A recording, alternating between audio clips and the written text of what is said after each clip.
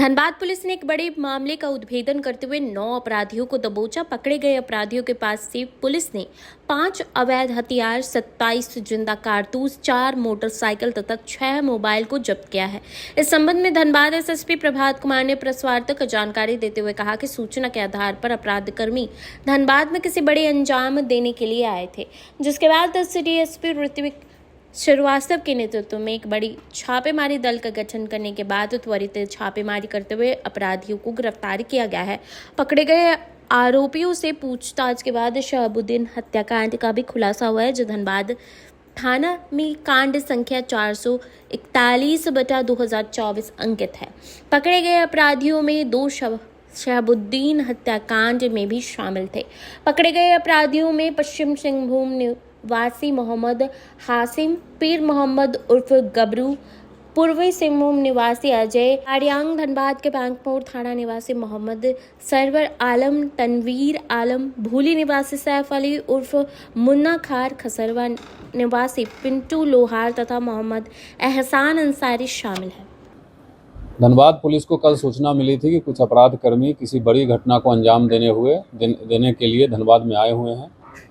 इस सूचना का सत्यापन और आवश्यक कार्रवाई हेतु पुलिस अधीक्षक नगर के नेतृत्व में एक टीम और पुलिस अधीक्षक ग्रामीण के नेतृत्व में एक टीम बनाई गई थी, और दोनों एसपी के नेतृत्व में जो टीम बनाई गई थी उनको अलग अलग टास्किंग किया गया था। उप टीम के द्वारा काफ़ी प्रोफेशनल ढंग से काम करते हुए कुल 9 अपराधकर्मी को गिरफ्तार किया गया है। 5 अवैध हथियार गिरफ्तार किया गया है, 27 कारतूस 5 अवैध हथियार जब्त किया गया है, 27 कारतूस को भी जब्त किया गया है, और विभिन्न घटना में प्रयुक्त किए हुए और विभिन्न घटना में प्रयुक्त होने वाले 4 बाइक और 6 मोबाइल भी बरामद किया गया है। इसके संबंध में मुझे ये बताना है कि धनबाद थाना में कुछ दिन पहले लास्ट ईयर एक घटना हुई थी जिसमें मोहम्मद शहाबुद्दीन की हत्या की गई थी। उसमें भी संलिप्त 2 अपराधकर्मी जो घटनास्थल पर मौजूद थे, हत्या कारित करने में वो हत्या कारित किए थे, उनको भी गिरफ्तार किया गया है। और बाकी ये सभी लोग जो आए हुए थे ये कहीं ना कहीं किसी न किसी रूप से प्रिंस खान गैंग से जुड़े हुए थे, और गहन पूछताछ के बाद ये पता चला कि ये बहुत सारे लोगों से यहाँ संपर्क में थे। जो गैंगस्टर है उसके इशारे पे ये लोग धमकी देना, रनसम की मनी मांगना और फिर वो पैसे को अलग अलग जगह पे उसके कहे अनुसार जगह पे ठिकाना लगाना।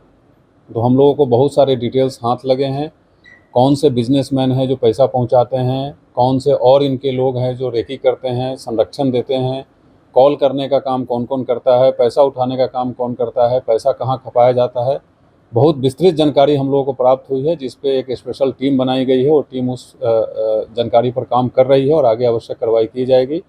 सो फिलहाल 9 अपराधकर्मी, 5 अवैध हथियार, 27 कारतूस, 4 बाइक और 6 मोबाइल बरामद हुए हैं, और इसके अलावा अन्य जो जानकारी मिली है उस पर टीम काम कर रही है। कहाँ के अपराधी थे?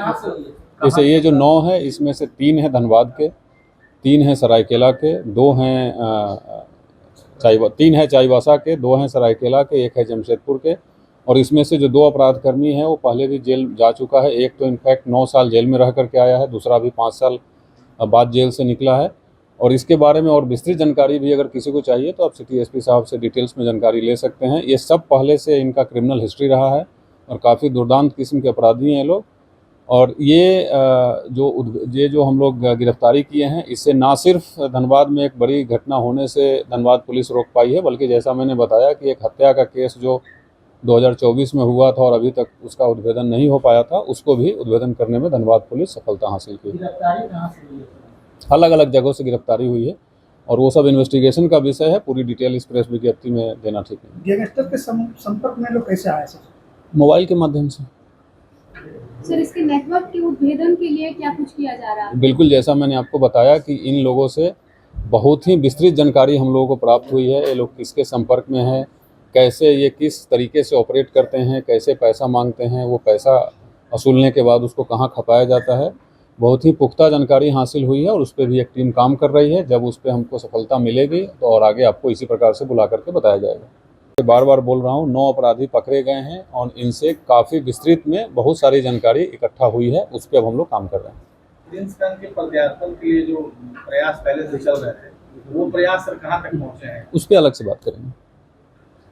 शहाबुद्दीन और केस में कौन-कौन है इसमें? वो डिटेल्स आप ले लीजिएगा, सिटी एसपी साहब आपको